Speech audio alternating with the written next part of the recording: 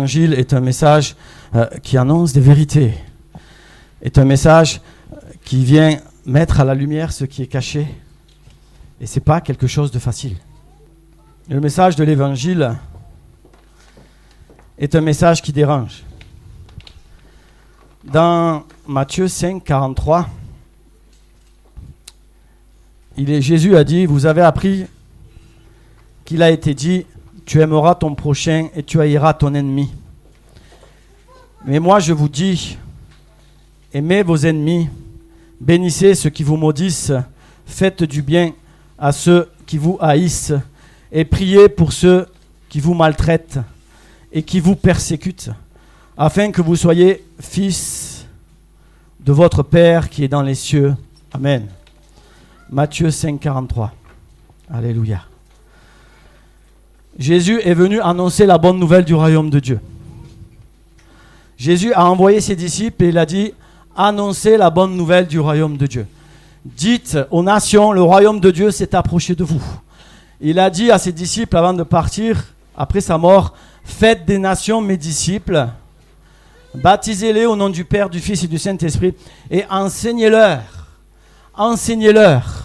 tout ce que je vous ai dit. Enseignez-les tout ce que vous avez appris de moi. Faites passer le message de la bonne nouvelle. Quel est le message de la bonne nouvelle? Dans certaines églises, c'est écrit en gros, Jésus sauve, Jésus guérit, Jésus revient. Alléluia. Le message de la bonne nouvelle, souvent, on l'annonce en premier par Jésus guérit, Jésus libère. Mais ça, ce n'est pas le message de la bonne nouvelle. Ça, c'est le signe du message de la bonne nouvelle. Ce sont les signes, Jésus a dit, qui accompagneront ceux qui auront cru. Les guérisons, les miracles, les prodiges. Ça, ce sont les signes du message de la bonne nouvelle. Mais le message de la bonne nouvelle, c'est de faire ce que Jésus a fait. C'est de suivre son enseignement. C'est d'écouter sa parole. C'est de venir à lui afin qu'il nous nourrisse de la pensée du Père. Jésus dira, ce n'est pas ceux qui disent Seigneur, Seigneur, qui rentreront dans le royaume de Dieu. Mais c'est ceux qui font la volonté de mon Père. Il a été dit ce matin, et c'est dans le message aussi, étroit et resserré le chemin qui mène à la vie. Le chemin qui mène à la vie éternelle. Étroit et resserré. Jésus a dit, je suis le chemin. Je suis le chemin qui mène à la vie. Et Jésus annonce ce message de la bonne nouvelle. De quelle manière? Par ses enseignements. Par la pensée du Père, la pensée de la parole et de la loi. Il va exprimer ce qu'est la vie dans le Père et la vie en Dieu. Il va dire aux hommes et aux femmes de quelle manière ils doivent marcher sur ce chemin étroit. Dans quelle direction ils doivent aller. Voilà le message de la bonne nouvelle. Voici la direction que vous devez prendre. Voici le chemin que vous devez suivre pour aller dans le royaume de Dieu. Et voici les signes qui accompagneront ceux qui marchent dans ce chemin. Je guérirai leur cœur. Je les délivrerai. Les morts ressusciteront. La vie viendra en eux. La vie de Jésus, la vie du Père les transformera. Et la lumière est venue dans ce monde. Et il est écrit dans Jean 3, 19. La lumière étant venue dans le monde, les hommes ont préféré les ténèbres à la lumière, parce que leurs œuvres étaient mauvaises. Parce que leurs œuvres étaient mauvaises. Jésus a dit, le royaume de Dieu s'est approché de vous. Sa justice s'est approchée de vous. La vie de Dieu s'est approchée de vous. Et c'est par cette vie, par cette justice, par cette pensée du Père, que vous rentrez dans la vie de Dieu. Est-ce que vous êtes d'accord avec ça? C'est parce que nous désirons que Jésus nous enseigne et nous fasse grandir dans la pensée du royaume de Dieu que nous rentrons dans la vérité. Et Jésus a été rejeté pourquoi? Pas parce qu'il faisait des miracles, pas parce qu'il guérissait, pas parce qu'il faisait du bien. Jésus a été mis à la croix parce que son enseignement allait à l'encontre de la pensée du monde. Tu aimeras ton prochain. Tu béniras celui qui te maudit. Tu laisseras venir à toi celui que tu rejettes. Jésus a laissé les prostituées venir à lui. Ça ne se faisait pas à cette époque. Jésus a laissé la Samaritaine lui apporter de l'eau. Ça ne se faisait pas. Il a accepté ceux qui étaient rejetés par les hommes, par la pensée de ce monde. Il est dit œil pour œil, dent pour dent. Tu rendras le mal à celui qui te fera du mal. Ça, c'est la pensée du monde. Mais Jésus a dit, si on veut te faire du mal, alors tends l'autre joue. Si on veut te prendre ta chemise, mais donne aussi ton manteau. C'est le message de l'évangile. Mais aujourd'hui, dans ce monde, c'est inconcevable. C'est pas la politique du monde. C'est pas la pensée du monde. Comment je peux accepter ça? Comment je peux accepter ce message de l'évangile, cette bonne nouvelle qui dit d'aimer sans condition, qui dit d'être le serviteur des uns et des autres, qui dit d'apporter de l'amour, de la compassion et du pardon. Et pourtant, c'est ce que Jésus a dit. Voici le message de l'évangile. Aime ton Dieu, sers-le lui. Et si tu aimes ton Dieu, alors aime ton prochain. Sois le serviteur de ton frère et de ta sœur. C'est ce message de bonne nouvelle que les hommes ont rejeté. Et aujourd'hui, vous en êtes témoins. Il n'est pas facile d'annoncer la bonne nouvelle de Jésus-Christ, l'évangile de Jésus-Christ. Parce que les hommes veulent bien la guérison. Ils veulent bien la délivrance. Mais marcher comme Jésus a marché, c'est autre chose. Rechercher l'amour, la paix, la réconciliation, rechercher le pardon, c'est autre chose. C'est un message qui dérange. Et nous pouvons dire aujourd'hui que l'évangile est un message qui dérange. Vivre dans le pardon, ça dérange. Pardonner, ça dérange. Aimer celui qui nous fait du mal, ça dérange. Nous réconcilier avec la personne qui nous persécute, aller vers la personne qui nous veut du mal et chercher la réconciliation, ça dérange. Le message de l'évangile est un message qui vient toucher le cœur des hommes, qui vient toucher les esprits des hommes et qui vient dire aux hommes, aujourd'hui, j'ai une bonne nouvelle pour toi. J'ai une nouvelle où tu vas trouver alors du repos dans ta vie. Écoutez bien ce que je vais dire, c'est important. Tu vas trouver la paix dans ton cœur. Tu vas trouver la délivrance à tes maux. Ton corps même va être guéri. J'ai un message pour toi, j'ai une bonne nouvelle. Mais voici le chemin que tu dois prendre. Le chemin de la parole de Dieu. Le chemin de la vérité et de la justice de Dieu. Voici le chemin pour toi si tu veux la guérison. C'est comme ça qu'il faudrait prêcher l'évangile dans la rue. En disant aux hommes, tu veux connaître la paix, voici le chemin pour toi. Il est par Jésus-Christ qui te conduira dans toute la vérité. Jésus est cette lumière qui est dans les ténèbres pour mettre la lumière là où il y a les ténèbres. Et quand on met la lumière, alors on voit des choses qu'on ne voyait pas. Jésus lui dit dans Jean 11, 25, « Je suis la résurrection et la vie. Celui qui croit en moi vivra, quand même il serait mort. Et quiconque vit et croit en moi ne mourra jamais. » Crois-tu cela? Si tu crois dans les paroles de Jésus, pas si tu crois en Jésus, les démons croient en Jésus. Ils ne seront pas sauvés. Mais si tu crois dans les paroles de Jésus, dans ce qu'il dit, et que tu prends le chemin que Jésus a pris, alors tu vivras éternellement. Alors tu ne mourras point. Il n'y a point de mort pour celui qui marche dans les pas de Jésus. C'est le message de l'évangile. Je suis venu comme une lumière dans le monde. Jean 12, 46. Afin que quiconque croit en moi ne demeure pas dans les ténèbres. Alléluia. Cette lumière, elle est faite pour quoi? Pour qu'il n'y ait plus de ténèbres. Cette lumière, elle nous est donnée pourquoi? Pour éclairer notre intelligence, éclairer notre cœur, pour savoir quel chemin il faut prendre. Si donc le Fils, Jean 8, 36, vous affranchit, vous serez réellement libre. Amen. Est-ce que tu veux être libre ce matin? Est-ce que tu penses que tu as besoin d'être libre de quelque chose? Où te sens-tu libre? Personnellement, j'ai besoin de la liberté qui vient d'en haut. Pas la liberté de ce monde. La liberté de ce monde, c'est fais tout ce qui te passe par la tête. Laisse libre tes pensées. Va où tu veux, où tu as envie. Fais ce que tu veux, quand tu veux. Ne t'inquiète pas des autres. Donne-toi du plaisir. Ça, c'est la pensée du monde. Mais Jésus dira, si vous prenez ce chemin, vous descendez dans les ténèbres. Et vous vous rendrez compte que votre plaisir va devenir votre tombe. Est-ce que c'est vrai? Amen. Va devenir vos liens, vos chaînes. En fait, ce n'est pas le bon chemin. Et Jésus dira, je vais t'affranchir de ce chemin-là. Je vais t'affranchir de cette loi du monde.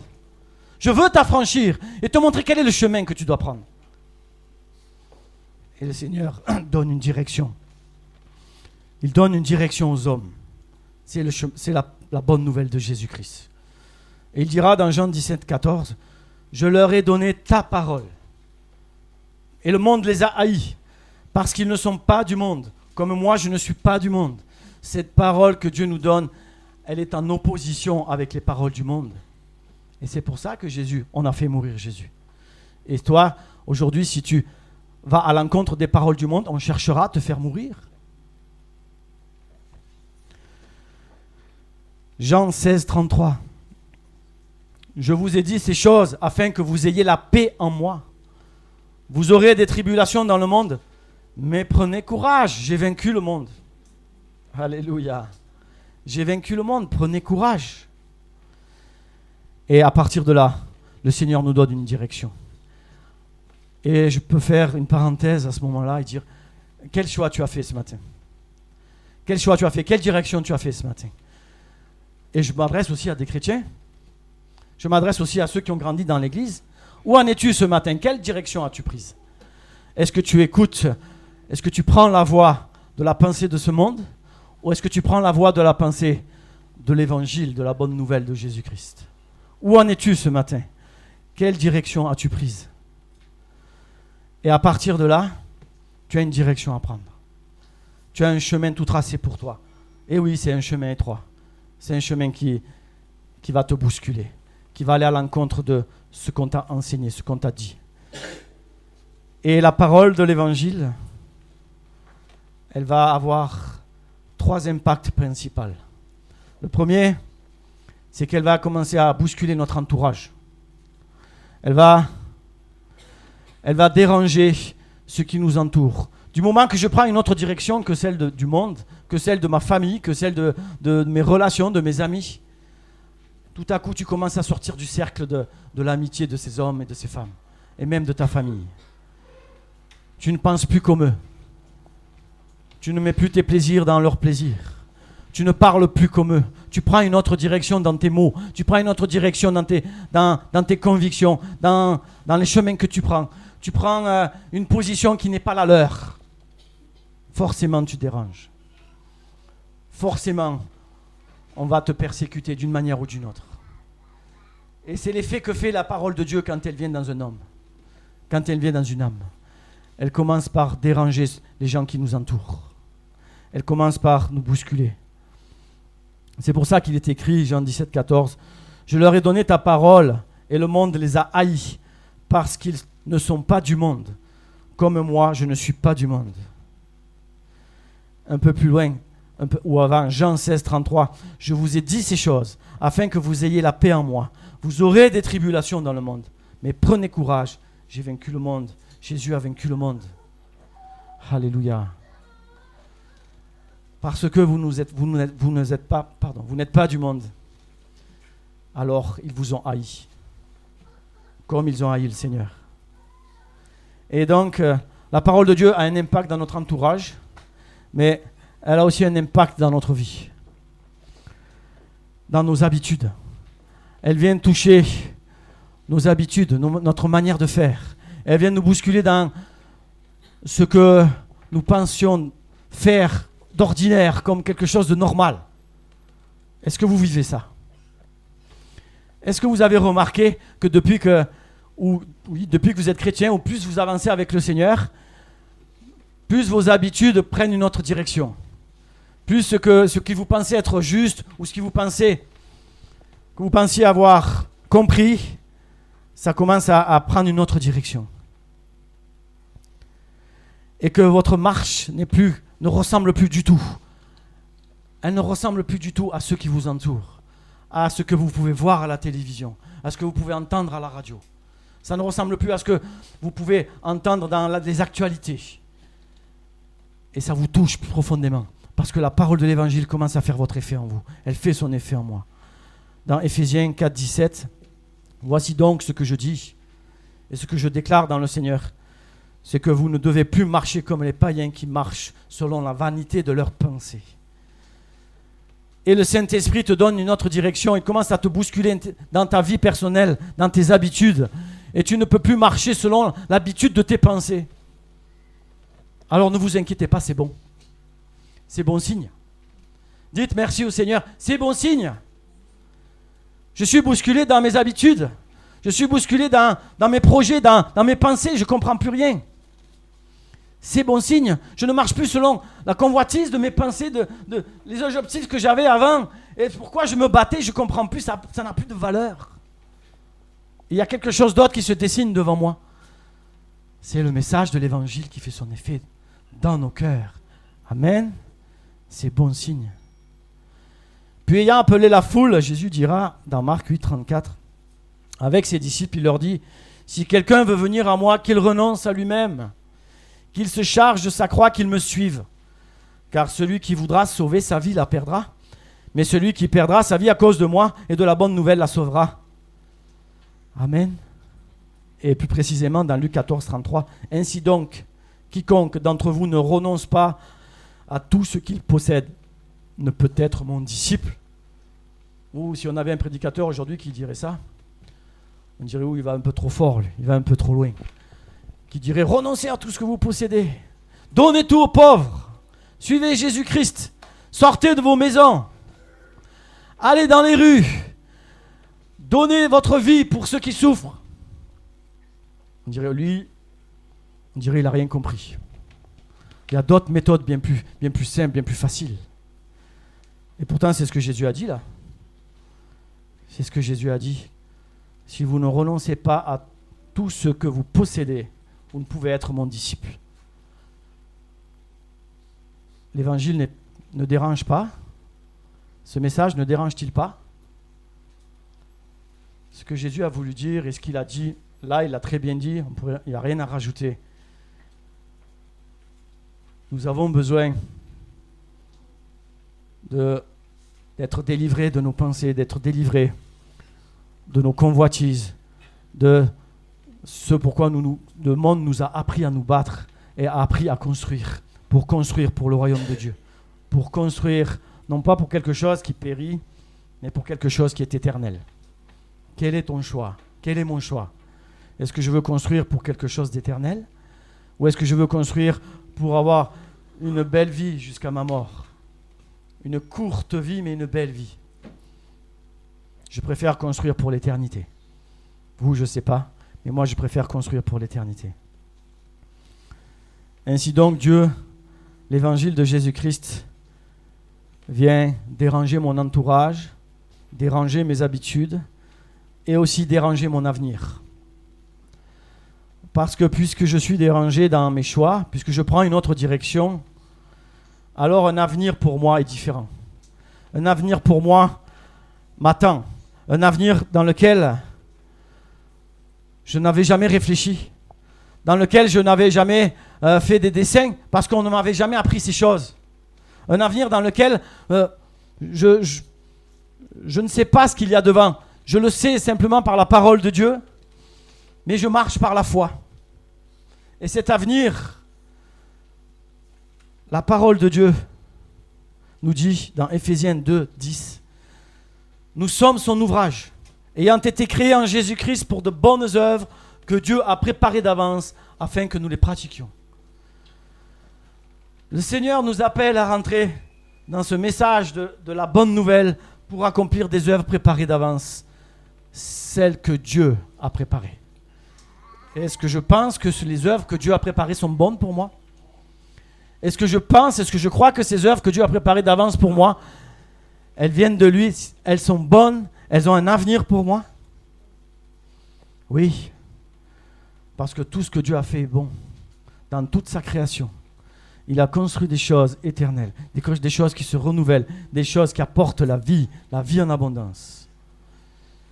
Et c'est pour ça que Jésus dit, la parole de Dieu, Ésaïe dira dans Ésaïe 55:8, car mes pensées ne sont pas vos pensées, et vos voix ne sont pas vos voix, dit l'Éternel. Le Seigneur construit des choses avec ses pensées, avec ses matériaux à lui. Si je veux construire quelque chose avec mes matériaux, ce sera mon œuvre. Mais si je construis une œuvre avec les matériaux célestes, ce sera l'œuvre de Dieu. Amen. Alors, c'est pour ça que dans Jérémie 29:11, il est dit, car je connais les projets que j'ai formés pour vous, dit le Seigneur. Projets de paix et non de malheur, afin de vous donner un avenir et de l'espérance.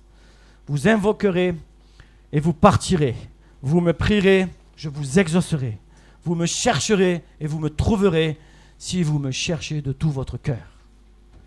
Si je cherche à faire de tout mon cœur la pensée de Dieu, à connaître ses voies, alors j'ai pour vous un avenir d'espérance, des projets de paix, dit l'Éternel. Alléluia. Les projets de Dieu pour ses enfants sont des projets merveilleux, sont des projets extraordinaires. Dieu ne fait rien au hasard. Dieu ne fait jamais les choses qui semblent incertaines. Il sait ce qu'il fait. Alors, si l'évangile me dérange, et j'ai pris la définition du mot dérange, j'ai pris quelques synonymes. Si l'évangile pour moi est une bonne nouvelle, mais elle est aussi un feu dévorant. Elle est aussi une puissance qui va me faire changer, qui va me déranger. Cette puissance, par les synonymes de déranger, elle me fait bouger. Elle me bouscule. Elle me chamboule. Elle me contrarie. Elle déclasse, elle me déclasse. Elle désorganise ce que j'ai bien rangé. Elle déplace ce que j'ai placé à certains endroits. Elle défait ce que j'ai construit. Elle décoiffe mon apparence. Alléluia. Elle me met en déséquilibre. Alors que je pensais que j'étais inébranlable. Elle m'importune. Elle me perturbe. Elle me trouble. Et moi, quand je dis ça, ça me fait du bien. Je ne sais pas vous. Ça me fait du bien parce que je me rends compte que l'Esprit de Dieu est en train d'agir dans ma vie.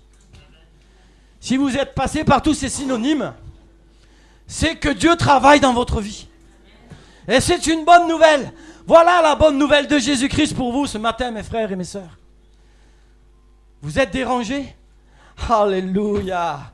Parce que le Seigneur est en train de construire en vous des choses éternelles. Il est en train de construire dans votre cœur, dans votre vie, dans votre entourage, des choses pour l'éternité, des choses qui viennent d'en haut. Et ça, c'est une bonne nouvelle. Alors, est-ce que ça bouge dans ta vie? Est-ce que ça bouscule dans ta vie? Est-ce que ça chamboule dans ta vie? Est-ce que les choses se déplacent, elles se défont? Est-ce que ce que tu as classé se déclasse? Est-ce que tu es dérangé? Est-ce que tu es déréglé? Alléluia! C'est une bonne nouvelle. Est-ce que tu es perturbé, importuné, troublé? C'est une bonne nouvelle. C'est parce que tu appartiens à Jésus-Christ. Mais ceux qui sont dans la paix dans ce monde, je vous assure, ils ont un problème. Ils ont le problème qu'ils sont en train de s'endormir, qu'ils sont endormis. Quelqu'un qui dort, qu'est-ce qu'il fait? Rien. Il ne bouge pas. Peut-être il ronfle, mais il ne bouge pas. Et Jésus dira, je viens te réveiller. Et comment on fait pour réveiller quelqu'un? Et quand on n'arrive pas à réveiller quelqu'un, comment on fait? On le secoue, on lui hurle dans les oreilles. Et parfois même, on le pince, on dit, tu vas te réveiller? Alors, est-ce que tu es pincé ce matin par le Seigneur? Est-ce que tu es bousculé? Il est dit que le Seigneur, ni ne dort, ni ne sommeille. Alors, quand il voit que toi, tu t'assoupis, il vient te réveiller. Il vient te mettre un petit coup de pied quelque part. Il vient un peu te décoiffer. Il vient un peu t'agiter. Mais c'est bon. C'est bon parce qu'il voit que tu t'assoupis et que le lion rugissant est là, que le malin est là. Il attend qu'une chose, que tu t'assoupisses. Pour t'enchaîner, pour te souiller, pour faire des choses que tu ne voulais pas faire. Alors le Saint-Esprit agit dans ta vie et il ne permettra jamais que tu t'endormes. Alors ne crains pas l'épreuve. Ne crains pas d'être dérangé. Ne crains pas les assauts du monde. Ne crains pas ces choses. C'est plutôt une bonne nouvelle. Ça vous fait du bien ce matin? Moi aussi, alléluia. Le Seigneur, en faisant ça, il nous a franchis et il nous libère de nous-mêmes. Il me libère de mes pensées, de mes projets. Il me libère de ce que moi, j'avais pu penser construire, même pour son œuvre. Je construis souvent pour Dieu. J'ai des projets souvent pour Dieu. Et à chaque fois, ça s'écroule. Vous n'avez jamais remarqué ça? Et vous levez le poing contre Dieu. Mais c'est ton œuvre. Ah bon? Si c'était mon œuvre, elle ne se serait pas écroulée. Alléluia. Pensez bien à ça. Si c'était mon œuvre, elle ne se serait pas écroulée. Alors laisse-moi bâtir mon œuvre. Et si ça te dérange, c'est bon. C'est que tu as besoin de revenir au pied du maître. Et j'ai besoin d'avoir des contrariétés dans ma vie spirituelle. J'ai besoin d'avoir de l'opposition. J'ai besoin d'avoir des murs devant moi des fois et d'être dans un puits. J'ai besoin de ça. Eh oui. C'est dur de dire ça, mais j'en ai besoin. Afin que je reste éveillé, afin que j'avance dans les voies de Dieu, afin que je puisse comprendre que ce n'est pas mon œuvre, que je puisse voir ensuite ce que Dieu fait. Et là, c'est glorieux. Alléluia, c'est tellement glorieux quand c'est Dieu qui agit. On entend beaucoup de témoignages de réveil et de puissance. Mais à chaque fois qu'il y a ces témoignages-là, il n'y a pas d'hommes qui sont mis en avant. Il y a la puissance du Saint-Esprit. Cet homme qui fait une œuvre missionnaire en Inde et qui appelle un grand évangéliste avec toute son équipe. Et il vient prêcher l'évangile dans ces régions pauvres, reculées. Et il y a des milliers de gens qui se convertissent. Et bien sûr, il avait pris un traducteur avec lui. Et il était tellement content de la mission et des bénédictions qu'il a vues, il a invité le traducteur au restaurant. Il a payé. Il lui a offert un bon repas. Et puis quand ils étaient à table, il parle avec ce traducteur et il s'apercevait qu'il comprenait un mot sur deux. Il ne comprenait pas. Il dit, mais... Il essayait de dire, mais comment tu as fait pour me traduire? Qu'est-ce que tu leur as dit alors? Et il y a un autre qui devait lui traduire parce qu'il ne comprenait pas. Il dit, mais c'est pas possible. Ah, lui il a dit, oh, facile. Il prêche et puis moi je prêche. Où est la puissance de l'homme là? C'est Dieu qui agit. Et il s'est servi de ces personnes pour organiser une mission avec les moyens qu'ils avaient. Mais c'est Dieu qui a parlé. Par ce traducteur tout simple, qui pensait comprendre des choses, il disait simplement, il disait, et boum, Saint-Esprit agissait. C'est pas merveilleux ça? Quand Dieu fait les choses, ça prend une dimension différente. Alors c'est bon que je sois arrêté, bousculé. Il dérange dans les principes de ce monde, il m'apprend des choses nouvelles, des directions nouvelles. Dieu me délivre, il me délivre des principes de ce monde par sa puissance, par sa parole. Il me délivre en me bousculant. Il me délivre de cet avenir du monde incertain, cet avenir qu'on veut me montrer, toujours me montrer et me faire croire par la publicité, par des directions. Achetez des actions. Devenez ci, devenez ça, investissez par là, investissez par ci. Ça, c'est le monde. Mais avec Dieu, il vous montre notre avenir, un avenir tellement plus puissant, plus fort. Et par là, il me délivre de mes peurs. Mais si je connais donc Jésus-Christ, si je sais qu'il tient ma vie, si je sais qu'il a son avenir entre mes mains, mais de quoi aurais-je crainte? David dira, de quoi aurais-je peur? Puisque c'est Jésus qui tient ma vie. Et il nous délivre de la puissance du malin. Il me libère par tout ça. Il me libère par ce qu'il a fait, parce qu'il agit en moi, de la puissance du malin. C'est pour ça qu'il est écrit dans 1 Corinthiens 1, 27. Mais Dieu a choisi les choses folles du monde pour confondre les sages. Dieu a choisi les choses faibles pour confondre les fortes. Alléluia. On vous traite de fous. Amen. Ça confond les sages. On vous traite de faibles. Amen. C'est pour démolir les forts. C'est bon d'être faible. Vous vous sentez faible, c'est un avantage. Le jour où tu te sens fort, tu as un problème. C'est là où tu vas être vraiment faible. Avec le Seigneur, c'est comme ça. C'est parce que l'Esprit de Dieu me rappelle qui je suis. C'est parce que l'Esprit de Dieu vient changer ma vie, bousculer ma vie, que je vois qui je suis, tel un homme qui se regarde dans un miroir et qui s'en retourne et qui oublie qui il était. N'oublions jamais qui nous sommes. N'oublions jamais que notre force dépend de l'Éternel. Alléluia. Donc, je vais conclure. Un chemin de courage, de détermination et de sacrifice. L'Évangile appelle les hommes à prendre un chemin de courage, un chemin de détermination, un chemin où il va falloir accepter des sacrifices. Les sacrifices que Dieu nous demande d'accepter, c'est tout simplement renoncer aux convoitises de ce monde. C'est pas plus que ça. Les sacrifices, c'est de marcher dans les pas de Jésus et de faire face aux tentations, de faire face à ce que le monde voudrait nous vendre. Mais en Jésus-Christ, il y a un meilleur héritage. Donc ce chemin de courage, ce courage me donne de faire face au danger, à la peur. Non pas par folie, mais par conscience des oppositions, des représailles. Parce que j'ai conscience du danger, parce que Jésus me l'a dit, il m'a éclairé. À partir de là, le courage que j'ai est vraiment quelque chose de solide. Parce que quand le danger est là, je sais ce qu'il y a derrière. Jésus m'avait prévenu. La parole m'a prévenu. Donc, là, je deviens courageux. Je ne viens pas avec mes propres forces. C'est pour ça que je suis courageux. Je viens au nom de l'Éternel des armées. Et là, je dis, je suis courageux. Là, le Seigneur fait de moi un héros. Cette détermination que Dieu me donne de persévérer dans une direction où l'issue est déjà établie. Il est où le problème? Mais je ne peux pas aller par là. Il y a trop de Goliath. Mais je ne peux pas aller par là. Je dois faire face à ma famille. Je dois faire face à mon directeur, à mon patron. Et comment je fais? Je vais perdre mon emploi. Je ne peux pas aller par là. Mais le Seigneur te dit, mais si tu vas par là, tu en connais l'issue. Tu en connais le résultat. Tu sais ce qu'il y a au bout si tu vas par là. Alors n'aie pas peur. Parce que si tu prends cette direction, c'est ma justice qui va s'établir sur ta vie. Amen. C'est ma justice.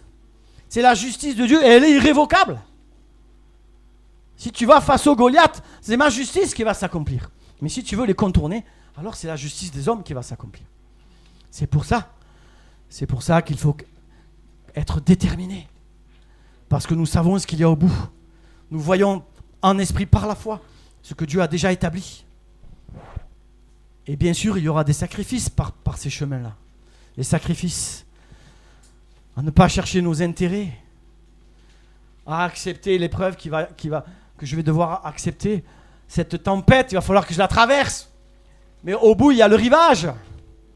Alors je choisis de rester dans la tempête ou de souffrir un bon coup au nom de Jésus et me reposer sur le rivage. Alléluia. Gloire à Dieu. Dieu libère son peuple de ses structures mentales pour en faire une nation forte, établie sur des fondements inébranlables qui conduisent à la vie éternelle. Dieu libère son peuple de ses structures mentales, et je dirais même de ses structures physiques, pour en faire une nation forte, établie sur des fondements inébranlables qui conduisent à la vie éternelle. Et il y a un verset qui résume ça d'une manière extraordinaire, c'est 1 Jean 5, 20, et je terminerai par là. Nous savons aussi que le Fils de Dieu est venu et qu'il nous a donné l'intelligence pour connaître la vérité. Et nous sommes dans la vérité, en son Fils Jésus-Christ. C'est lui qui est le véritable et la vie éternelle. Alléluia. Jésus est venu pour nous donner de l'intelligence, pour nous faire connaître la vérité. Et la vérité, c'est quoi? C'est Jésus. C'est Jésus qui est le véritable. C'est lui qui est le Dieu véritable. Et la vie éternelle. Amen. Alléluia. Je voudrais terminer par la prière. Et voulez-vous renouveler vos vœux à l'Éternel, afin que ce qu'il nous donne de vivre, nous puissions reconnaître que c'est bon, reconnaître que ce qu'il fait dans ma vie, c'est pour mon édification, mais c'est surtout le chemin de la vie éternelle. Alléluia. Voulons-nous, je me mets dedans, voulons-nous continuer à prendre ce chemin de la vie éternelle? Acceptons-nous d'être encore dérangés, bousculés, décoiffés, alléluia, par le Saint-Esprit? Voulons-nous que ce soit les projets de Dieu qui s'accomplissent et non pas les nôtres? Alors acceptons simplement et reconnaissons dans notre cœur: Seigneur, merci pour ton œuvre. Merci pour la croix. Merci pour ce que tu fais en moi. Merci pour tout ce qui se passe, pour tout ce qui agite autour de moi et en moi. Tu fais une œuvre de vie. Et c'est par la souffrance que tu amènes la vie. Mais c'est avec toi, Seigneur, que je suis. C'est avec toi que je souffre, mais c'est aussi avec toi que je vis. Merci, Seigneur, pour la vie. Bénis ton peuple encore ce matin. Merci pour l'œuvre que tu fais. Et que nous puissions être libres dans tes mains. Que tu puisses façonner les vases que nous sommes comme tu le veux. Et que tu puisses les remplir comme tu le veux. Merci pour ce que tu fais. Que le nom de Jésus soit avec nous éternellement et pour toujours. Amen. Amen. Alléluia. Amen. Gloire à Dieu. Gloire à Dieu.